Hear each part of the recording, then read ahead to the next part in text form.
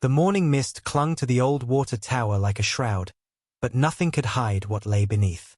At 6:47 a.m., Sheriff Tom Bradley received the call that would destroy his life forever. The woman found dead at the base of the rusted steel structure wasn't just any victim. She was his wife, Sarah. As Tom stood over her broken body, his 23 years of law enforcement experience screamed that this wasn't suicide. The positioning was wrong. The injuries didn't match. And the man who killed her? Someone he'd been hunting for months without knowing it. 48 hours earlier, Sarah Bradley was planning to confess everything to her husband. She had recordings, evidence, a plan to save their marriage by exposing the truth. But Michael Kane had other plans. This is the story of how a $50,000 insurance scam turned into obsession, betrayal, and murder, right under the nose of the very man sworn to protect his community. What makes this case particularly haunting isn't just the betrayal or even the murder. It's how close they all came to a different ending. Sarah's final recording, discovered weeks later hidden in the library's computer system, revealed a woman desperately trying to claw her way back to the life she'd nearly destroyed. Her last words, spoken to an empty room just hours before her death, would haunt Tom forever. "I know I can't undo what I've done, but maybe I can still save what matters most." Michael Kane owned Kane's Auto Repair on the outskirts of town, a modest operation that barely paid the bills, or so everyone thought. In reality, Michael had perfected the art of insurance fraud, orchestrating carefully staged accidents that netted him thousands in fraudulent claims. He wasn't wealthy enough to be called a tycoon, but in their small mountain town of Cedar Ridge, his success made him a local somebody. At 38, Michael possessed the kind of rugged charm that made women trust him and men want to grab a beer with him. His marriage to Jennifer was crumbling. She'd filed for divorce after discovering his gambling debts, but he maintained his facade of respectability. What the community didn't know was that Michael had been running his insurance scam for 2 years, and Sheriff Tom Bradley had been investigating the unusual cluster of auto accidents for the past 6 months. The irony was delicious to Michael. Every week, Tom would stop by the garage, updating him on the investigation, asking if he'd noticed anything suspicious. Michael would shake his head sympathetically, offering coffee and expressing concern about the criminals plaguing their peaceful town. Neither man knew that fate was about to weave their lives together in the most devastating way possible. Michael's operation was more sophisticated than anyone realized. He'd recruited a network of accomplices throughout 3 counties, mechanics who would create false damage reports, drivers willing to stage minor collisions for a cut of the profits, and even a corrupt insurance adjuster who expedited claims for an additional fee. But the missing piece, the element that would make his operation truly bulletproof, walked into his garage every Tuesday evening with a leather briefcase full of receipts and ledgers. Sarah Bradley was everything a sheriff's wife should be: devoted, trustworthy, and deeply embedded in the community fabric. At 41, she worked as the head librarian and supplemented her income by doing bookkeeping for several local businesses, including Kane's Auto Repair. Her neighbors saw a woman who organized charity drives, attended every town council meeting, and waited patiently for her husband during his long shifts. But Sarah harbored a secret that would have shocked everyone who knew her. She was desperately unhappy. 20 years of marriage to Tom had left her feeling invisible, taken for granted, and starving for excitement. Tom's dedication to his job meant missed dinners, forgotten anniversaries, and conversations that rarely extended beyond his latest case. She loved him, but she'd stopped feeling alive in their marriage years ago. The transformation had been gradual but devastating. The passionate young woman who'd married Tom Bradley at 21 had slowly faded into someone who felt more like a housekeeper than a wife. Tom would come home exhausted, grab a beer from the refrigerator, and launch into detailed accounts of his day without ever asking about hers. When she tried to share her own experiences, the difficult patron at the library, the budget concerns for the new computer system, her dreams of expanding the children's reading program, his eyes would glaze over as he mentally prepared for the next day's challenges. "I could disappear tomorrow and he'd probably just wonder who was going to pick up his dry cleaning," Sarah had confided to her sister during a rare phone call. The comment was meant as a joke, but the pain beneath it was unmistakable. 3 months ago, while reviewing Michael's books in the quiet of the library after hours, Sarah discovered something that changed everything. The numbers didn't add up. Equipment purchases that exceeded the shop's reported income, insurance payouts that seemed too frequent, repair orders that didn't match the claimed accident damage. Sarah had stumbled upon Michael's insurance fraud operation. A different woman might have immediately called her husband. Sarah stared at the evidence for an hour, her mind racing with possibilities. Then she made a choice that would seal her fate. Instead of reporting the crime, she decided to confront the criminal. The next evening, Sarah locked the library doors and waited for Michael to arrive for what he thought was a routine bookkeeping session. She spread the evidence across the reading table like a prosecutor presenting her case. "I know what you're doing," she said quietly as he walked in. "The staged accidents, the false claims, the doctored repair orders. I could turn you in right now." Michael's charm faltered for just a moment, his eyes calculating as he assessed the threat. Then he smiled, the same smile that had been fooling insurance adjusters for 2 years. "But you're not going to, are you?" he said, sitting across from her. "Because if you were, you would have called Tom, not me." Sarah felt her heart racing. "I want in. 50-50 split, or I report everything tomorrow." What happened next surprised them both. Michael laughed, not mockingly, but with genuine delight. Here was the sheriff's wife, the town's moral compass, proposing to become his partner in crime. The audacity was intoxicating. "You realize what you're suggesting?" Michael leaned forward. "This isn't shoplifting. This is federal fraud. Prison time." "I'm tired of being invisible," Sarah whispered. "I'm tired of being good." The conversation that followed would later be dissected by prosecutors, psychologists, and true crime enthusiasts trying to understand how a respected librarian became a criminal mastermind's partner. But in that moment, sitting in the quiet library surrounded by books that spoke of adventure and passion, Sarah felt more awake than she had in years. Michael studied her face, recognizing something he'd seen in his own mirror: the desperation of someone who felt trapped by their circumstances. "What makes you think you can handle this kind of pressure?" "Because I've been handling pressure my whole life," Sarah replied with surprising intensity. "I've been keeping secrets, managing expectations, and solving problems while everyone assumes I'm just the quiet librarian who smiles and nods. The only difference is that this time, I'd be getting paid for it." Their first collaboration was a masterpiece of small-town deception. Using her position as the trusted librarian, Sarah helped Michael create seemingly legitimate documentation for his fraudulent claims. She had access to official letterhead, notary services, and most importantly, the trust of everyone in town. Who would suspect the sheriff's wife of criminal activity? Within weeks, they'd perfected their system. Michael would stage minor accidents in remote locations. Sarah would help fabricate witness statements and police reports using her access to official documents, and they'd split the insurance payouts. The crimes were small enough to avoid federal attention but frequent enough to generate serious money. But something else was growing between them, something neither had planned. "You're brilliant at this," Michael told her after their third successful scam, counting out her share of a $15,000 payout. They were in the library basement, surrounded by dusty books and the thrill of their shared secret. "I never knew I could be," Sarah replied, her eyes bright with excitement she hadn't felt in years. That night, as Sarah counted her money in the library's dim light, she felt more alive than she had in decades. For the first time in her marriage, she had a secret that was entirely her own. The next week, when Tom came home late again, missing another dinner, she didn't feel the familiar pang of loneliness. She had something he couldn't touch, couldn't dismiss, couldn't take for granted. The transformation was intoxicating. Sarah began dressing differently, taking more care with her appearance. She started volunteering for evening library events, creating alibis for her meetings with Michael. When Tom complimented her new dress, she felt a thrill knowing he had no idea she'd bought it with money stolen from insurance companies. "You seem different lately," Tom observed one evening over dinner. "Happier." "I'm just excited about the new computer system at the library," Sarah lied smoothly. "It's nice to feel useful."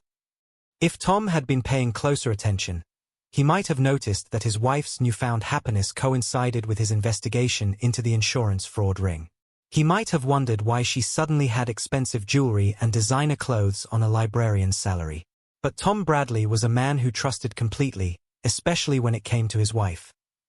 The affair began the way many do, with a kiss that surprised them both. They'd just successfully pulled off their biggest scam yet, netting $22,000 from a staged collision Michael had orchestrated with a borrowed truck. The adrenaline, the shared secret, the intoxicating feeling of fooling everyone around them. It all culminated in a moment of passion in the library's back office.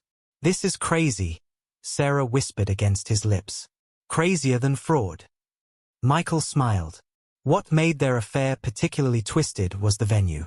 With Tom working 12-hour shifts and night patrols, Sarah and Michael often met at the Bradley house.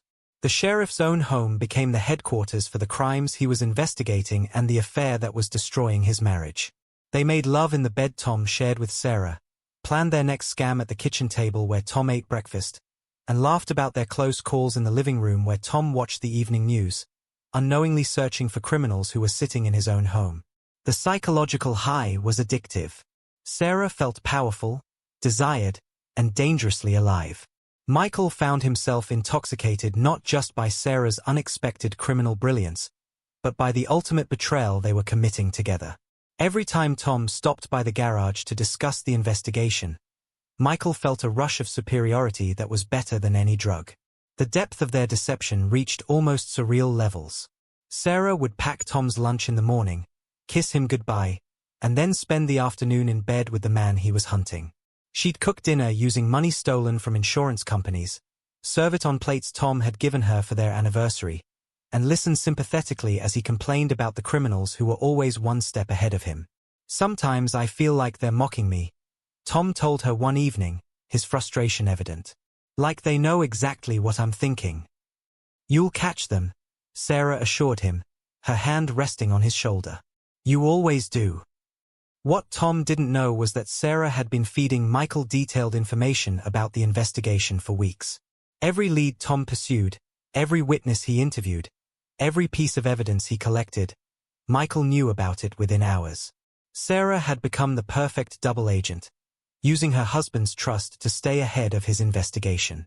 The betrayal went beyond simple infidelity.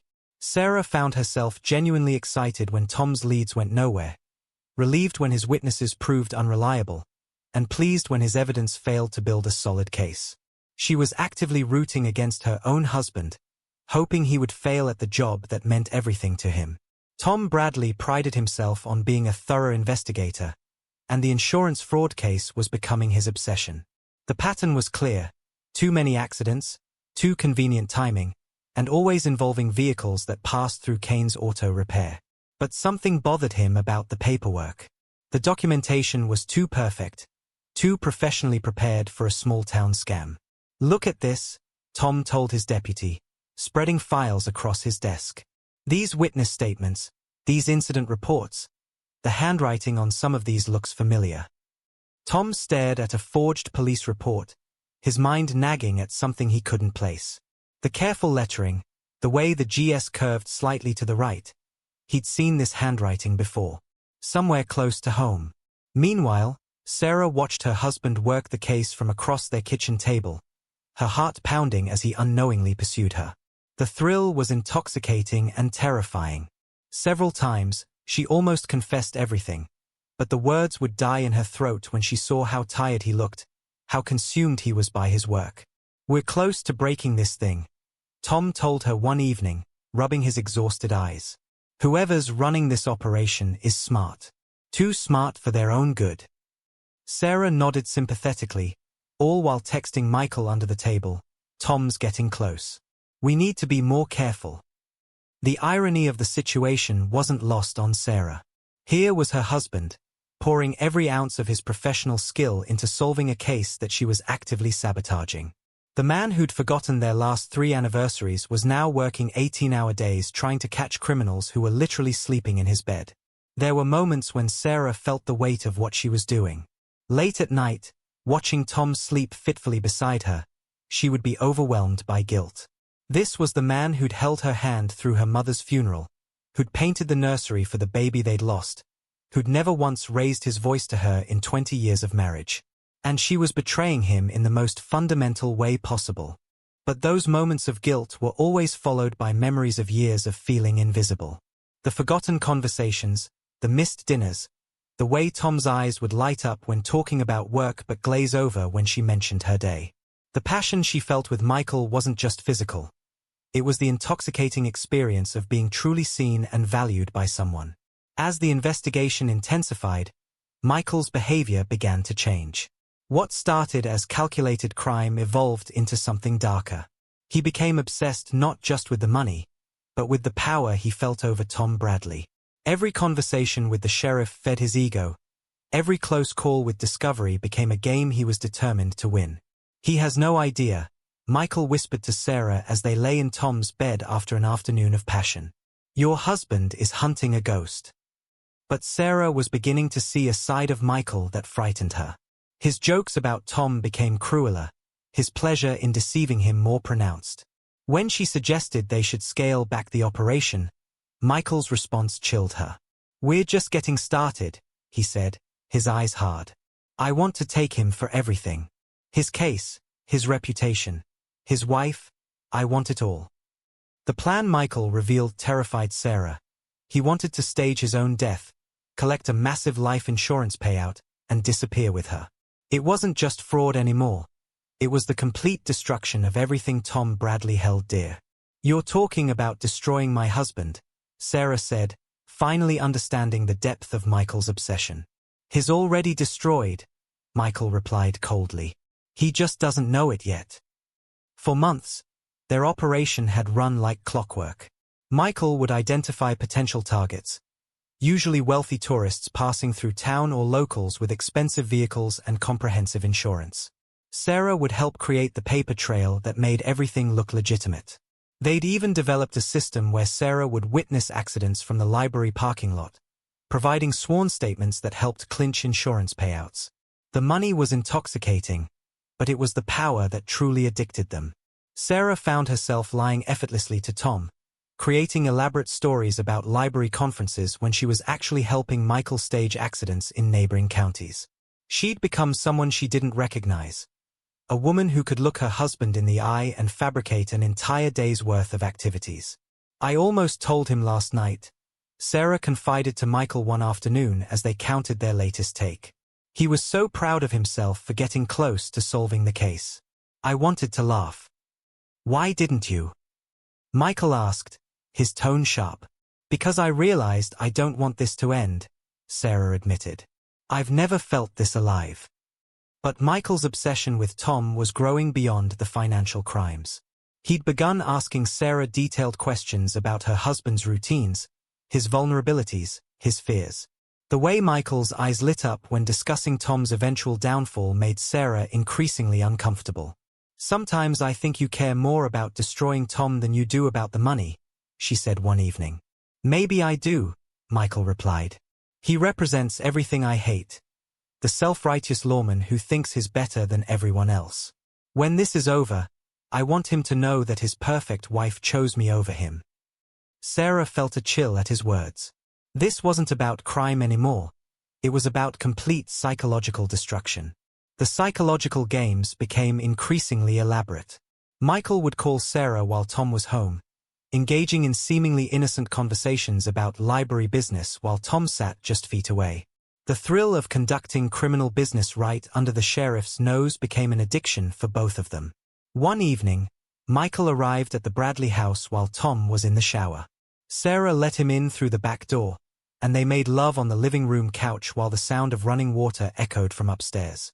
When Tom came downstairs 5 minutes later, Michael was gone and Sarah was calmly reading a book, her heart racing with the memory of their encounter. "Did I hear voices?" Tom asked, toweling his hair. "Just the television," Sarah replied smoothly. "There's a documentary about bank robbers on the History Channel." The lies came so easily now that Sarah sometimes forgot what was real and what was fabrication.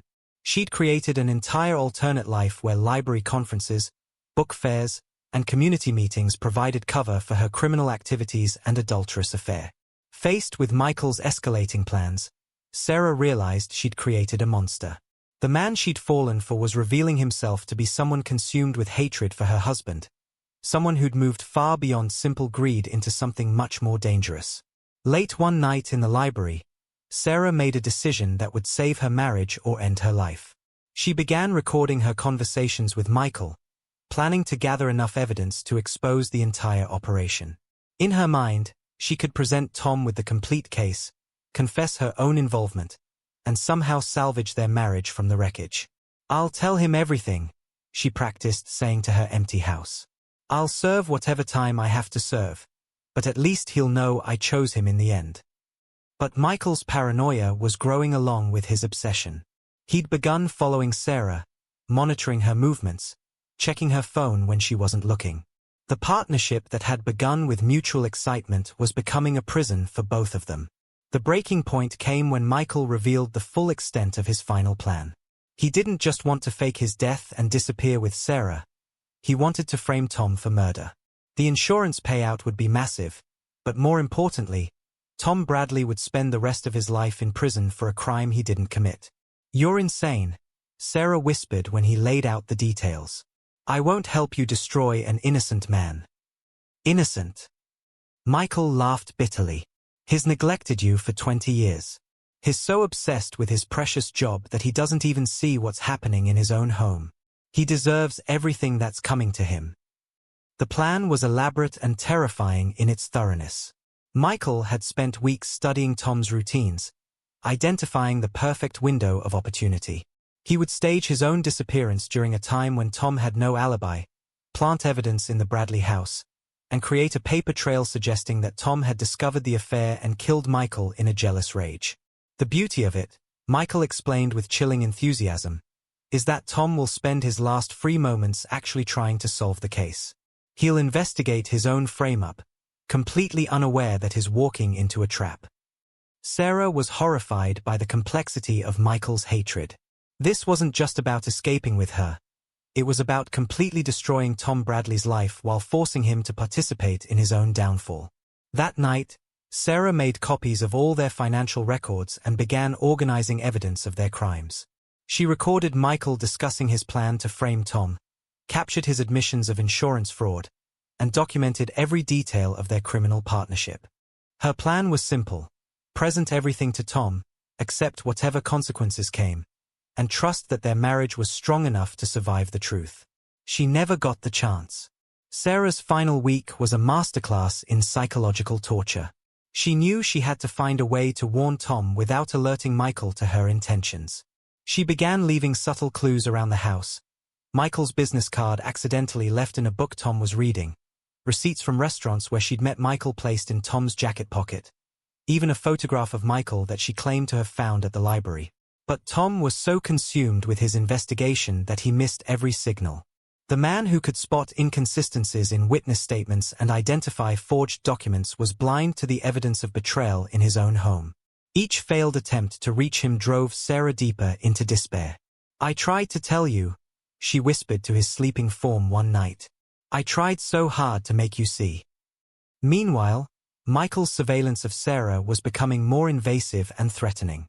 He'd installed tracking software on her phone, followed her to work, and even broken into the library after hours to search through her personal belongings.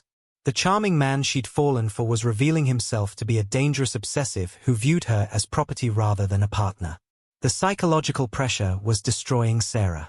She'd lost weight, couldn't sleep, and found herself jumping at every unexpected sound. The excitement and passion that had drawn her into the affair had curdled into fear and regret. She was trapped between a husband who didn't see her and a lover who saw her too clearly. The confrontation came on a cold Tuesday evening at the old water tower, a location they'd used before to exchange money and plan their operations. Sarah had asked to meet Michael there, planning to record what she hoped would be his final confession. "I want out," Sarah told him, the recording device hidden in her jacket pocket. "I want to confess everything to Tom and let the chips fall where they may." Michael's reaction was swift and terrifying. The charming facade dropped completely, revealing the cold rage that had been building for months. "You think you can just walk away?" he snarled, grabbing her arm. "You think you can go back to your perfect little life and leave me holding the bag?" Sarah tried to pull away, but his grip tightened. "Michael, you're hurting me." "You have no idea what hurt is," he said, his voice deadly quiet. "Do you know what your husband said about me yesterday? He thinks I'm stupid. He thinks he's so much smarter than everyone else." The hatred in Michael's voice terrified Sarah. This wasn't about money anymore. It was about destroying Tom Bradley completely. "You're going to help me stage my death," Michael continued, "and then you're going to disappear with me. If you don't, I'll make sure Tom knows exactly what kind of woman he married." Sarah's hand moved toward the recording device, but Michael noticed the motion. In seconds, he'd found the device and understood her betrayal. "You were recording me," he said, his voice eerily calm. "All this time, you were planning to betray me." "I was planning to save my marriage," Sarah replied, trying to keep her voice steady. "Your marriage?" Michael's laugh was cold and bitter. "You destroyed your marriage the moment you walked into my shop. You destroyed it when you chose excitement over loyalty, when you chose me over him." Sarah backed away, but there was nowhere to go. The water tower stood behind her, and Michael blocked her path to the car. "Please," she whispered, "just let me go. You can disappear, start over somewhere else. I won't say anything." "You think I'm stupid?" Michael's rage finally exploded. "You think I don't know you'll run straight to your precious husband the moment I let you go?" The violence that followed was swift and brutal. Michael had planned this moment, had fantasized about it during the long nights when jealousy ate at him like acid. But the reality was messier, more desperate than his careful plans had anticipated. What happened next lasted only minutes but would haunt Cedar Ridge forever. Michael's rage, fueled by months of obsession and the bitter sting of betrayal, exploded into violence. Sarah fought back, screaming for help that wouldn't come, trying to reach the cell phone in her pocket. The struggle was brief but vicious. Michael, driven by fury and the realization that Sarah could destroy everything, strangled her with his bare hands. In that moment, all his charm, all his careful planning, all his manipulation collapsed into the most primitive form of control. As Sarah's life slipped away, Michael's rage turned to panic. The woman who was supposed to be his partner, his escape from mediocrity, his ultimate victory over Tom Bradley, was dead by his hands. The carefully constructed fantasy of their life together crumbled into the reality of murder. Michael tried to stage the scene as a suicide, but his panic and inexperience with violent crime led to crucial mistakes. He left fingerprints on Sarah's jacket, failed to account for the defensive wounds on her hands, and couldn't explain away the clear signs of strangulation. In his desperation, Michael made the fatal error of trying to be too clever. He attempted to create a suicide note on Sarah's phone, but his unfamiliarity with her writing style made the message obviously fake. He tried to position her body to suggest a fall from the water tower, but the angle was wrong for someone who had jumped. Most damaging of all, Michael couldn't resist one final act of psychological warfare against Tom. He planted evidence suggesting that Sarah had discovered his insurance fraud and confronted him about it. In Michael's twisted mind, this would make Tom blame himself for not protecting his wife from a dangerous criminal. Even in death, Michael was trying to torture the man who had unknowingly stolen Sarah's loyalty from him. When Tom arrived at the crime scene, he knew immediately that his wife had been murdered. 23 years of law enforcement experience couldn't be silenced by grief, and every detail screamed homicide.